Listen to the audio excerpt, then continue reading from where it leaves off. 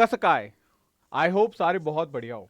And इस आरंभ series का डे 1 आप देख कर आए हो। अगर नहीं आए हो देख के तो you should watch first, because इस आरंभ सीरीज में जो आपका डर है, आपका फियर है नर्सिंग एप्टीट्यूड, उसको मैं गायब करने वाला हूं।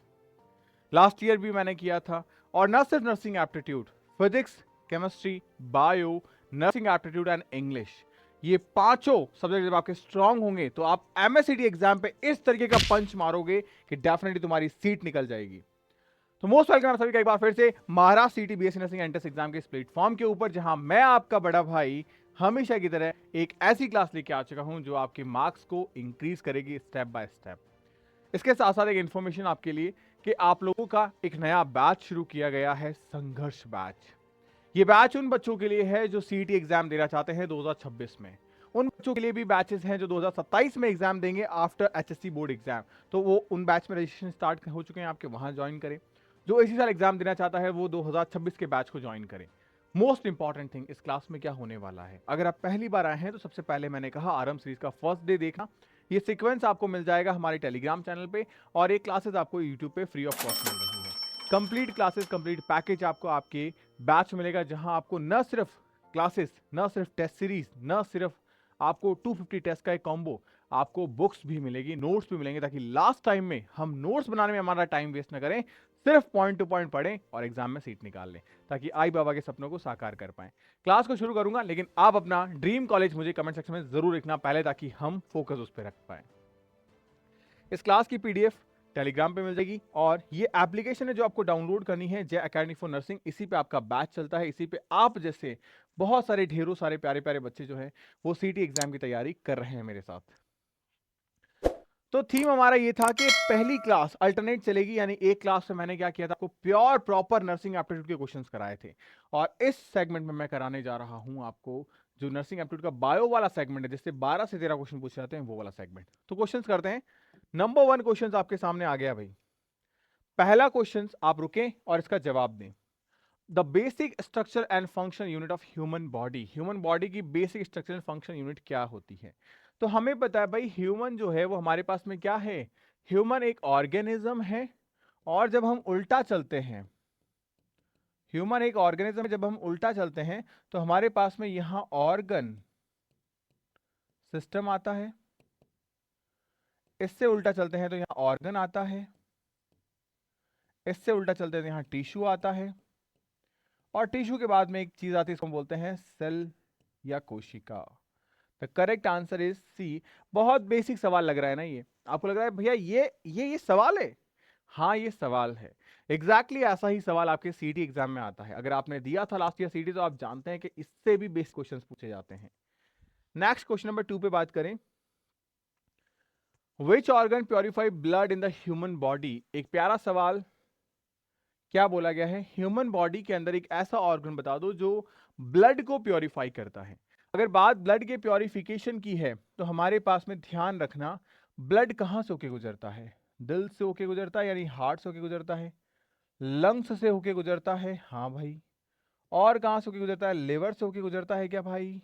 नहीं। तो कहां से होके गुजरता है? ये गुजरता है स्प्लीन से होके।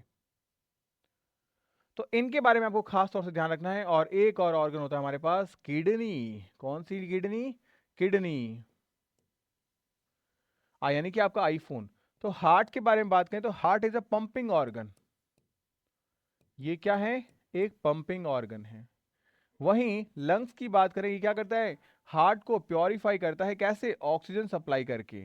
तो ये ऑक्सीजन की सप्लाई करता है, इसको कहते हैं ऑक्सीजनेशन ऑर्गन। लिवर का कोई काम नहीं है।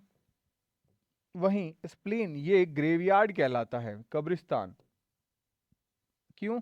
बिकॉज ये डेड आरबीसी को अपने अंदर स्टोर कर देता है। डेड आरबीसी कहां से आएगी? ब्लड से आएगी। उसके बाद में ये किडनी जो है, ये किडनी क्या करती है? जो भी हमारी बॉडी में नाइट्रोजनस वेस्ट होता है, उस नाइट्रोजनस वेस्ट को क्या करती है? एक्सक्रीट करवा देती है। ये और ब्लड को क्या करती है? प्योर करती है। तो प्योरीफाइंग का काम कौन कर रहा है? किडनी कर रही है। The correct answer is kidney. तो किडनी क्यों करेक्ट आंसर है, बाकियों का क्या ऑप्शन है, मैंने आपके सामने क्लियर किया। इसी तरीके के प्यारे प्यारे क्वेश्चंस आपको देखने को मिल जाते हैं। The normal body temperature of a healthy human, जैसे अभी मौसम चल रहा है ऐसा जहाँ हल्की सर्दी और गर्मी आती जा रही है, ये मौसम थोड़ा सा ट्रांजिशन जोन का है। इसका मतलब ऐसे ही मौसम में हम जनरली वायरल से अफेक्ट हो जाते हैं, इसको हम कहते हैं वायरल फीवर हो जाना। और फीवर होगा तो बॉडी टेम्परेचर बढ़ेगा, और बॉडी टेम्परेचर बढ़ेगा तो हम उसको कहते हैं फीवर हो गया है भैया, हमें फीवर हो गया है। और फीवर का मतलब हमारी बॉडी का टेम्परेचर बढ़ गया। कितना बढ़ गया भैया? 37 से ऊपर जाता है ना, उसको कहते हैं फीवर। इसका मतलब 37 जो है वो क्या है हमारी बॉडी का एग्जैक्ट बॉडी मेटाबॉलिक टेम्परेचर है। तो करेक्ट आंसर 37। अगर कोई आपसे फ़ारेनहाइट में पूछ ले तो क्या आंसर करोगे? 98 फ़ारेनहाइट। ये किस में आएगा? 98 फ़ारेनहाइट में आएगा। नाउ नेक्स्ट क्वेश्चन आपके पास में, which vitamin help to blood clotting? Blood clotting के लिए कौन सा वाइटामिन जो है वो रिस्पॉन्सिबल है? यानी जब कभी भी हमें इंजरी हो जाती है, चोट लग जाती है, तो एक ब्लड को क्लॉट करने के लिए वाइटामिन रिस्पॉन्सिबल होता है, वो कौन सा है? ब्लड क्लॉटिंग के लिए रिस्पॉन्सिबल वाइटामिन है हमारे पास वाइटामिन के। विटामिन के की एक खासियत और है कि विटामिन के जो है बेटा हमारे पास, ये हमारी बॉडी के अंदर बनता है, बॉडी के अंदर फॉर्म होता है, inside the body form, inside the body, ये बॉडी के अंदर फॉर्म होता है। अब अगर बॉडी के अंदर फॉर्म हो रहा है तो क्या बॉडी बना रही है? नहीं, इसको बनाता है ई कोलाई। कौन बनाता है? E coli. हमारी बॉडी किसको बनाती है? हमारी बॉडी बनाती है विटामिन डी को। ओके, और भी चीजें ब्लड क्लॉटिंग के लिए अगर कोई पूछे कौन सा आयन या कौन सा मिनरल काम में आता है, तो क्या आंसर करके आओगे? Calcium plus. तो ये ion and as a mineral भी ये काम में आता है, ये चीज आपको ध्यान रखनी है। अगर कोई आपसे पूछे आपकी बॉडी के अंदर कौन सी ऐसी सेल है जो ब्लड क्लॉटिंग में हेल्प करती है, तो ध्यान रखना हम उसको कहते हैं प्लेटलेट्स। क्या कहते हैं? प्लेटलेट्स। तो जो प्लेटलेट्स हैं ये काम में आती है। एक्चुअल में प्लेटलेट्स जो है वो कोई सेल नहीं होती, प्लेटलेट्स जो है वो सेल का फ्रेगमेंट होता है। ये क्या है? फ्रेगमेंट, टुकड़ा है, फ्रेगमेंट ऑफ सेल। और कोई अगर आपसे पूछ ले कौन सी सेल का फ्रेगमेंट है, तो आंसर क्या मारोगे? मीजोकैरियोसाइट या मेगा कैरियोसाइट। तो ध्यान रखना यहां पे आंसर मारोगे मीजोकैरियोसाइट।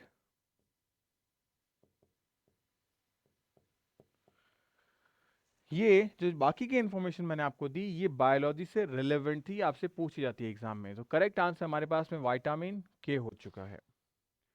द नेक्स्ट क्वेश्चन हमारे पास में एक प्यारा सा क्वेश्चन फिर से, how many chambers are present in the human heart? एक बेसिक सा क्वेश्चन, ह्यूमन हार्ट में कितने चैम्बर होते हैं? तो ये हमारे पास में रहा ह्यूमन हार्ट। अगर मैं एक्चुअली डायग्राम बनाऊं तो हमारे हार्ट में आप देखेंगे कुछ इस तरीके के 4 चैम्बर्स देखने को मिलते हैं। Number 1, number 2, number 3, number 4। जो हमारे पास ऊपर के होते हैं उनको हम कहते हैं ऑरिकल या एट्रिकल, और जो नीचे के होते हैं उन्हें कहते हैं वेंट्रिकल। ये क्या करता है? ये कलर चेंज करते हैं।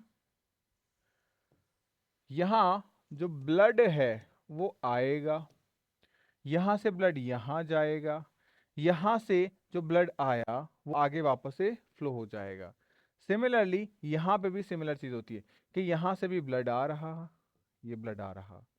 तो एक साइड से ब्लड कहां जा रहा? एक साइड से ब्लड जा रहा लंग्स में, और एक साइड से ब्लड कहां जा रहा? एओर्टा में। कहां जा रहा? एओर्टा के अंदर। तो ये हमारे हार्ट में कितने चैम्बर हो गए? 4 चैम्बर हो गए। कितने चैम्बर? 4 चैम्बर। और इसी 4 चैम्बर की वजह से देखो ब्लड मिक्स नहीं हुआ, और ब्लड दो जगह जा रहा है। यहाँ पे इसको कहते हैं सर्क्यूलेशन। लेकिन कितनी जगह से? लंग्स में 2 बार, सॉरी हार्ट में 2 बार आता है, इसको कहते हैं डबल सर्कुलेशन। क्या कहते हैं? Double circulation. और इस डबल सर्कुलेशन की वजह से हमारे हार्ट में ब्लड मिक्स नहीं होता, और इस वजह से इसको वीनस हार्ट नहीं कहते हैं, क्योंकि जो एम्फीबियंस हैं या जो फिशेस हैं उनको वीनस हार्ट कहते हैं, क्योंकि उनका जो हार्ट है वो 2 चैम्बर या 3 चैम्बर होता है। एक्सेप्शन है इसमें हमारे पास एलिगेटर या क्रोकोडाइल, जिसमें 4 चैम्बर हार्ट देखने को मिलता है। Which blood group is known as a universal donor? कौन सा ब्लड ग्रुप ऐसा है जो यूनिवर्सल डोनर है? डोनर और एक्सेप्टर की अगर कहानी समझनी है आपको, तो सबसे पहले दो आपको ट्रिक्स समझनी पड़ेगी, दो पॉइंट समझने पड़ेंगे। एक होता है एंटीजन और एक होता है एंटीबॉडी। जो एंटीजन होता है यही रिस्पॉन्सिबल होता है कि भाई आपका ब्लड ग्रुप क्या है। ब्लड ग्रुप के लिए रिस्पॉन्सिबल कौन है? एंटीजन। ठीक है, ये किसके लिए देखते हैं? जो हमारे पास में डोनर होता है। और एंटीबॉडी किसके लिए देखते हैं? रेसिपेंट के लिए। तो अब एक चीज नोटिस करो, मैं यहां पे एक कहानी समझाता हूं। हमारे पास में ए ब्लड ग्रुप है, बी ब्लड ग्रुप है, ए बी ब्लड ग्रुप है और ओ ब्लड ग्रुप है। इस ए के अंदर एंटीजन आई ए होगा, इसमें आई बी होगा, इसमें आई ए और आई बी होगा, और इसमें आई जीरो मतलब कुछ नहीं होगा। तो अब ये क्या है? This is the antigen. ये क्या है? एंटीजन। अगर बात हो रही है एंटीबॉडी की, तो वो ठीक इसका उल्टा होती है। तो वो कौन सी है? इसमें ए है तो इसमें एंटीबॉडी बी की होगी, ये बी है तो इसमें ए का होगा, इसमें ए बी है तो इसमें किसी का नहीं होगा, और इसमें किसी का नहीं है तो इसमें ए बी का होगा। इसका मतलब कहने का क्या है? इसका मतलब कहने का ये है कि ए के अंदर अगर एंटीजन ए है तो मतलब ए वाला उसको दे सकता है, लेकिन एंटीबॉडी बी के खिलाफ है, मतलब बी वाले ने खून दिया या कोई ऐसा खून देने वाला हुआ जिसके अंदर एंटीजन बी का है, तो उसको मार देगा। तो ये इसको मार देगा, ये इसको मार देगा, क्योंकि इसके पास बी भी है ना, ये दे सकता है, तो मतलब ये चल जाएगा। तो ध्यान रखना, ए तो इसका मतलब ओ तो सब जगह चल जाएगा, इसीलिए ओ को क्या कहते हैं? Always donor. ऑलवेज डोनर क्यों? क्योंकि इसके पास में एंटीजन नहीं है, और एंटीजन नहीं होने की वजह से कोई इसके खिलाफ एंटीबॉडी बनाता ही नहीं है। तो जब एंटीबॉडी खिलाफ नहीं बनेगी तो आराम से ब्लड का फ्लो चला जाएगा। तो इट मींस ये ऑलवेज डोनर हो गया। वहीं इसके पास तो सबके खिलाफ क्या एंटीजन है, तो ये क्या हो जाएगा? ऑलवेज एक्सेप्टर हो जाएगा या रेसिपेंट हो जाएगा। तो क्या पूछा था? Always donor. तो डोनर कौन है हमारे पास में? O is a donor. ऐसे ही प्यारे प्यारे क्वेश्चंस में लेके आया हूं आपके लिए। The largest organ of the human body, exam में कई बार ये क्वेश्चन आया है कि लार्जेस्ट ऑर्गन कौन सा है ह्यूमन बॉडी का। अगर लार्जेस्ट ऑर्गन की मैं बात करूं तो हमारे पास में कौन सा ऑर्गन है? क्या? हाँ, स्किन इज द ऑर्गन, और स्किन हमारी ह्यूमन बॉडी का लार्जेस्ट ऑर्गन है, ध्यान रखना। Skin is the largest organ. Next question क्या बोला गया है? Which part of a brain control balance of the body? आपने कभी नोटिस किया है जो अल्कोहल पीते हैं, जो अल्कोहल पीते हैं वो पर्सन क्या होते हैं? उनकी जबान पहले लड़खड़ाती है या उनके कदम पहले लड़खड़ाते हैं? कभी नोटिस करो, आपने आस पड़ोस में देखा होगा। तो जो अल्कोहलिक पर्सन होते हैं, जो लिटिल लिटिल ले लिया करते हैं, तो वो जो लिटिल लिटिल है वो इम्पैक्ट पहले कहाँ डालती है? उनके पैरों पर या उनके ब्रेन के ऊपर, उनके बोलने पे, उनके जुबान पे? तो ध्यान रखना, इम्पैक्ट जो है, अगर मैं बात करूं बॉडी के बैलेंसिंग को लेके, वो कंट्रोल कौन करता है? सेरेब्रम या सेरेबेलम? तो मैंने क्या कहा था? बैलेंस करता है लेग से, और लेग कहाँ है बेटा? सेरेबेलम में। तो ध्यान रखना कि पहले आदमी की जुबान लड़खड़ाती है कि तेरे को पता नहीं चल रहा है क्या, मुझे को समझ नहीं आता है, और फिर वो ढटाक से क्या कर जाता है? नाले में गिर जाता है। तो यानी पहले इंपैक्ट गिरेगा सेरेब्रम में, देन फिर सेरेबेलम में। और यही चीज देखने को मिलती है हमको अल्कोहलिक पर्सन के अंदर। तो सेरेब्रम एंड सेरेबेलम। तो करेक्ट आंसर कब क्या मारना है, ध्यान से कर क्या होगी। The next question is the oxygen is transported in the blood bye. Oxygen जो है वो ट्रांसपोर्ट करता है ब्लड में किसके through? Plasma. RBC, WBC and platelets. Platelets तो काम करती है ब्लड क्लॉटिंग का, अभी जस्ट मैंने बताया, तो ये ब्लड क्लॉट का वह काम करेगी। डब्ल्यूबीसी काम करेगी किसका, प्रिवेंशन ऑफ इन्फेक्शन, तो प्रिवेंशन ऑफ इन्फेक्शन। आरबीसी किसका काम करेगी बेटा, ट्रांसपोर्टेशन, ट्रांसपोर्टेशन किसका, इसका। और ये भी क्या करेगी, ट्रांसपोर्टेशन। अब जब प्लाज्मा ट्रांसपोर्टेशन, आरबीसी ट्रांसपोर्टेशन, तो आंसर क्या हमारे, तो मैक्सिमम ट्रांसपोर्टेशन करने वाला आंसर जाएगा। और वो कौन करती है हमारी, RBC. Is it clear? The next question is which organ is affected in hepatitis. Hepatitis के अंदर कौन सा ऑर्गन अफेक्ट करता है, कोई दिमाग नहीं लगाना, मैं आपको बता दूं बेटा, हेपेटाइटिस ये कैसे आंसर जा रहा है। लिवर के अंदर जो भी सेल्स होती हैं उस सेल्स को कहते हैं hepatic sales, hepatic.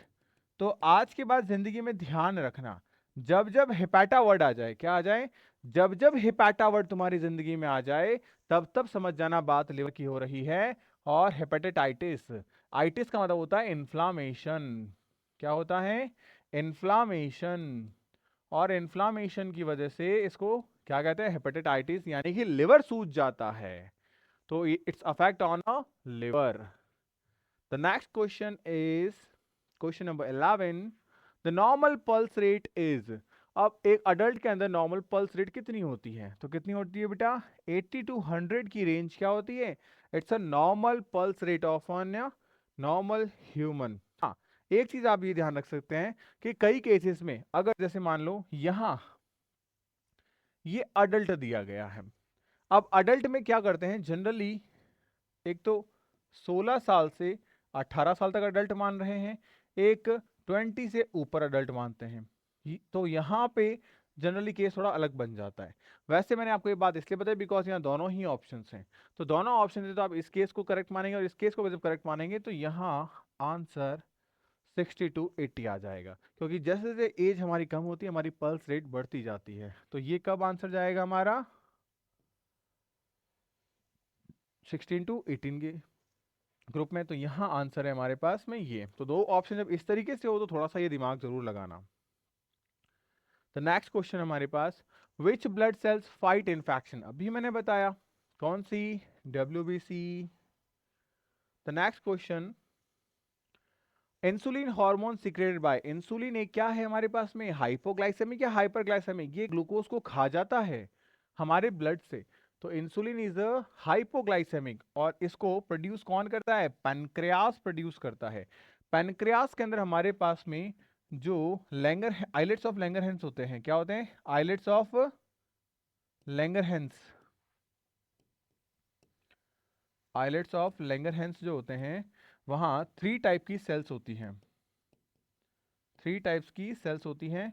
Number 1 is alpha cells, number 2 is beta cells and number 3 is delta sales. तो अल्फा सेल्स जो है वो ग्लूकागोन बनाती है, क्या बनाती है, ग्लूकागोन बनाती है। बीटा सेल जो है वो इंसुलिन बनाती है एंड डेल्टा सेल जो है वो हमारे पास में सोमेटोस्टेटिन बनाती है, सोमेटोस्टेटिन बनाती है। तो इंसुलिन अल्फा सेल बना रही है कौन, पेनक्रियास की कौन सी वाली सेल्स, बीटा सेल्स।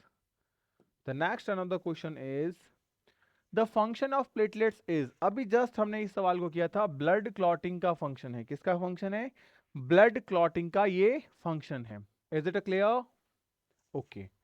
बस इसी तरीके के प्यारे प्यारे बच्चों आंसर्स आप करते जाओ, चीजें बहुत लिटरली बहुत आसान पूछी जाती है एग्जामिनेशन के अंदर। मैं एक चीज आपको बताता हूं, लास्ट ईयर भी मैंने पढ़ाया बेटा, एंड जो महाराष्ट्र के बच्चे होते हैं ना, उनमें एक चीज कॉमन होती है कि आप एचएससी बोर्ड के साथ एग्जाम फाइट करते हो, बाकी मोस्टली बाकी स्टेट्स में क्या होता है कि बच्चा ड्रॉप करता है। एंड इसके पीछे एक बिहाइंड रीजन ये भी है कि सीटी का एग्जाम पहले नहीं होता था, नीट के एडमिशन मिलता था बेस नर्सिंग कोर्सेज के अंदर, एंड अब सीटी का एग्जाम होने लगा है। तो 2023, 2024, 2025 3 साल हुए एग्जाम होते हुए, और तीनों साल से मैं पढ़ा रहा हूँ। ये मेरे साथ एक बहुत अच्छी चीज़ है मेरे प्यारे बच्चों के, आप मतलब आपके थ्रू ही, कि बच्चों ने मुझे 2023 पहली बार जब सीटी का एग्जाम होता तब से भरोसा दिखाया, और नो डाउट उनके लिए मैंने भी 100% अपने एफर्ट्स लगाए, और आप भी इस साल लगा रहे हो। अब ज़रूरी चीज़ क्या है, बाकी स्टेट्स कंपैरिजन में आप भी जानते हैं बेटा, महाराष्ट्र में बहुत सारे लोग स्ट्रगलिंग लाइफ जीते हैं, और बहुत सारे लोग ऐसे हैं जो बाहर से आके रहे हैं, कोई यूपी बिहार से, अब वो महाराष्ट्र में हो गए हैं। महाराष्ट्र का बच्चा, मैंने एक खासियत देखी है कि वो स्ट्रगलिंग होता है, बहुत ज़्यादा स्ट्रगलिंग होता है। मतलब उसे लगता है कि यार मैं मेरे आई बाबा को ना जल्दी से इस सिचुएशन से बाहर निकाल दूं, और वो जल्दी उन्हें इसीलिए मोटिवेट करती है कि यार हाँ बस मुझे करना है। और यही रीज़न है कि सीटी के एग्जामिनेशन के अंदर जो मैक्सिमम बच्चा सेलेक्ट होता है वो विद द ट्वेल्थ होता है, यानी कि ड्रॉपर नहीं, विद द ट्वेल्थ। तो कहीं ना कहीं ये जो चाहत है कि यार हाँ मुझे वो जो सिचुएशन है आई बाबा वाली, उससे उनको बाहर निकालना है, ये सिचुएशन तुम्हें पुश करती है। और हमेशा इस सिचुएशन को याद रखना, बिकॉज ये एक ऐसा ड्राइविंग फोर्स है, ये एक ऐसा मोटिवेशन है जो तुम्हें हमेशा पुश करेगा। एक होता है इंस्टेंट मोटिवेशन, जिसने डोपामिन दिया, 10 दिन पढ़े, 5 दिन पढ़े, 3 दिन पढ़े, खत्म हो गई कहानी। But this is the actual motivation जो हर शाम तुम्हारे पास आता है। जब भी आई बाबा कुछ काम करके वापस घर से घर आते हैं, तो उनकी आंखों में देखा करो वो थके हारे होते हैं। वो न कहते हुए भी तुम्हें बहुत कुछ कह जाते हैं कि बेटा बस अब तू संभाल ले यार। और कभी भी उनके संभालने का या किसी के भी संभालने का मतलब ये नहीं होता है कि आप सब कुछ छोड़ के काम धंधा करने लग जाओ, आप नौकरी करो, नहीं। उनके कहने का मतलब है कि तू अपने पैरों पे खड़ा हो जा, तू समझ बस मेरी सिचुएशन को, कि जो तू कर रहा है, जो तू पढ़ रहा है, वो तेरा सपना नहीं है। उसमें 70% मेरा सपना है, तेरा तो 30% है सिर्फ। तो इस चीज के लिए तुम मेहनत करो। और सच में तुम इस चीज को फील कर पाते हो ना अपने आई बाबा की आंखों में, उनकी हरकतों के अंदर, उनकी चीजों को देख के। क्योंकि देखो मैं भी ना, अपने पापा से थोड़ा सा मेरा कम्युनिकेशन गैप है, मतलब मैं उनके सामने खड़ा नहीं रहता, मैं उनसे बात नहीं कर पाता हूँ। तो शायद ये सिचुएशन तुम्हारे साथ भी होगी, मम्मी से बात करते हैं, बहुत फ्रेंडली रहते हैं, बट पापा से एक हल्का सा एक डर रहता है, एक पता नहीं क्या, मतलब कहते कुछ नहीं बट एक डर रहता है। तुम्हारे साथ भी वैसा होगा, और तुम भी मेरी तरह सोचते हो, मेरी तरह चाहते हो। और चाहते हो तो कमेंट में एक रेड कलर का दिल जरूर बनाता अपने पापा के लिए। चलो, which organ help in breathing? Breathing में कौन सा ऑर्गन हेल्प करता है? लंग्स हेल्प करता है। And another one question is question number 16, which vitamin deficiency cause the night blindness? अंधेरे में कुछ किसी को कुछ नहीं दिखता। अरे बाबा, अंधेरे में तो किसी को भी कुछ नहीं दिखता। तो फिर क्या कहना चाह रहे हैं? ये कहना चाह रहे हैं कि ऐसे व्यक्ति, ऐसा पर्सन जिसको सनसेट और सनराइज के दौरान कुछ दिखाई नहीं देता हो, मतलब जब आसमान में छत पे बैठ के जब हम हल्की लालिमा देखते हैं आकाश की, तब कुछ दिखाई नहीं देता हो, उसको हम कहते हैं नाइट ब्लाइंडनेस। और ये होता है विटामिन ए की डेफिशिएंसी की वजह से। किसकी वजह से? विटामिन ए की डेफिशिएंसी की वजह से। Now question number 17, the main function of red blood cell is, तो मैंने क्या कहा था? Main function transportation of oxygen. अब ये बेसिक बेसिक क्वेश्चन है जो एग्जाम में पूछे जाते हैं। How many pair of ribs are present in humans? Humans में कितने पसलियां पाई जाती हैं? तो हमें पता है भाई कितनी, 12 पेयर्स पाए जाते हैं। कितने? 12 पेयर्स। ये चीज ध्यान रखनी है अपने को। उसके बाद में the next question is question number 19, which system control body activities? कौन सा सिस्टम बॉडी की एक्टिविटी को कंट्रोल करता है? बॉडी की एक्टिविटी का मतलब क्या हो गया? हम क्या कर रहे हैं, कैसे कर रहे हैं, इन सब चीज़ों को। तो डाइजेस्टिव, तो डाइजेस्टिव सिस्टम कंट्रोल करेगा सिर्फ, रेस्पिरेटरी रेस्पिरेटरी कंट्रोल करेगा सिर्फ, सर्कुलेटरी सर्कुलेटरी कंट्रोल करेगा। लेकिन इन तमाम चीज़ों को हमारी बॉडी का नर्वस सिस्टम कंट्रोल करेगा। कौन करेगा? नर्वस सिस्टम कंट्रोल करेगा। And the next question is the normal hemoglobin level in an adult male is? तुमने कभी ब्लड टेस्ट कराया है मेरे प्यारे बच्चों? कभी डेंगू, मलेरिया, चिकनगुनिया, इन बीमारियों में हम क्या करते हैं? हम ब्लड टेस्ट करवाते हैं। जब हम ब्लड टेस्ट करवाते हैं तो उसको कहते हैं सीबीसी। तो वो जो सीबीसी की रिपोर्ट होती है, उसमें कभी हीमोग्लोबिन का लेवल देखना, तो वो 13 to 17 ग्राम पर डेसीलीटर रहता है। ये 13 to 17 ग्राम क्या है? नॉर्मल है। कम से कम इतना, ज्यादा से ज्यादा इतना। अगर इतना है तो वो नॉर्मल दिखेगा, अगर ज्यादा होगा तो वो ब्लैक कलर से हाईलाइट करके दिखाते हैं आपको। And the next question is which organ store bile? Bile को स्टोर करने वाला ऑर्गन कौन सा है? बहुत प्यारा क्वेश्चन पूछा, इसने बोला स्टोर करना, और वो स्टोर करता है गाल ब्लैडर। लेकिन अगर पूछ लेता कि बाइल को फॉर्म कौन करता है, बाइल को प्रोड्यूस कौन करता है, बाइल को बनाता कौन है, तो वो होगा पेनक्रियास। तो formation pancreas, store bladder. Clear? आगे बात करें, the next question is which nutrient give energy of body. कौन सा न्यूट्रिएंट जो है वो क्या करता है, हमारी बॉडी को एनर्जी देता है। And this is the carbohydrate, जो सबसे पहले एनर्जी देता है बेटा। ये सारे ही एनर्जी देते हैं, लेकिन हमारी बॉडी की सेल एज अ सबस्ट्रेट सबसे पहले किसको उठाएगी, कार्बोहाइड्रेट को उठाएगी, कार्ब को उठाएगी, जैसे ग्लूकोज को उठाती है। And the next question is the smallest bone of the human body is. कई बार एग्जाम में क्वेश्चन आया है, स्मॉलेस्ट बोन ऐसे शुरू होती है, कौन सी, स्टेपीज। आप में से कौन से ऐसे बच्चे हैं जो मुझे ये बताएंगे कि ये बोन कौन से पार्ट्स में प्रेजेंट रहती है, मतलब ये मिलती कहाँ है, स्टेपीज बोन कहाँ मिलती है, कौन बताएगा? हाँ बताएंगे, कमेंट करके जरूर बताइएगा। मैं जितने भी क्वेश्चंस आपसे पूछ रहा हूं कमेंट करने के लिए, उसमें कंजूसी कोई नहीं करेगा। आई वॉन्ट आपका कमेंट, ताकि मेरे भी चेहरे पे एक प्यारी सी स्माइल आ जाए कि हाँ भाई मेरे बच्चे मेरे लिए मेहनत कर रहे हैं। And the next one is the which organ produce urine. Urine कौन सा ऑर्गन प्रोड्यूस करता है? देखो बेटा यहाँ नोटिस करना, यहाँ यूरिन लिखा है तो आंसर जाएगा किडनी, तुम्हारा आईफोन। लेकिन अगर यहाँ यूरिन की जगह यूरिया लिखा होता तो आंसर क्या जाता बेटा, लेवर जाता। क्यों? क्योंकि यूरिया लेवर में बनता है, और कैसे बनता है, ऑर्निथिन साइकिल्स के थ्रू बनता है। ऑर्निथिन साइकिल्स, ऑर्निथिन एक अमीनो एसिड है, तो ऑर्निथिन साइकिल के अंदर ये क्या बनता है, हमारा जो यूरिया है वो बनता है, और किससे बनता है, अमोनिया से बनता है, और इसको बोलते हैं ऑर्निथिन साइकिल, जो लिवर में बनता है। तो ध्यान रखना, which organ produce urea, then answer is the liver. Which organ produce the urine? The answer is a kidney. It is a clear. And the next question is which part connect the brain to spinal cord? ये भी CNS, ये भी CNS। Central nervous system को central nervous system से जोड़ने के लिए क्या चाहिए, मेडुला ऑब्लांगेटा की जरूरत होती है। किसकी जरूरत होती है, मेडुला ऑब्लांगेटा की। हमारी बॉडी के जितने भी इनवॉलेंट्री फंक्शंस हैं जो अपने आप होते हैं, जैसे मेरे रात में सोने के बाद में भी मैं सांस लेता हूँ, मेरे बाद में सोने के भी मैं क्या करता हूँ, खाना पचता है, मेरा डाइजेस्टिव होता है, यूरिन फॉर्मेशन होता रहता है, ब्लड प्योरीफाई होता रहता है, सब चीज़ें होती रहती है। तो ये सारी जो इनवॉलेंट्री प्रोसेस है ये कैसे होती रहती है, उसके पीछे रीज़न क्या है। कभी कभी हम सोते हुए क्या होता है, हमको प्यास लग जाती है, हम उठते हैं पानी पीने के लिए। ऐसा क्यों? क्योंकि जब हम सो रहे होते हैं तो हमारी बॉडी एक्टिव रहती है। जब उसे लगता है कि बॉडी के मेटाबॉलिज्म के लिए, जैसे कभी हमने चावल खाए, हमने पानी नहीं पिया, या हमने दाल के पकौड़े खाए, हमने पानी नहीं पिया, तो उस केस में क्या होता है, हमें रात में प्यास लगती है। कारण क्या है इसके पीछे, कि जब हम बिना पानी पिए सो जा रहे हैं या कम पानी पिया हमने, लेकिन हमारी बॉडी के मेटाबॉलिज्म के लिए वाटर ज़रूरी है, और वो वाटर उनको मिल नहीं रहा है, तो हमारे बॉडी का हाइपोथैलेमस जो ब्रेन का हिस्सा है वो एक्टिवेट होता है और बोलता है भाई साहब पानी डालो अंदर, वरना खाना पच नहीं पाएगा, सुबह तुम्हारा पेट खराब हो जाएगा। तो ये जो सारी इनवॉलेंट्री प्रोसेस है वो मेड्यूला ऑब्लांगेटा कंट्रोल करता है। तो ये रहे हमारे शानदार 25 क्वेश्चंस।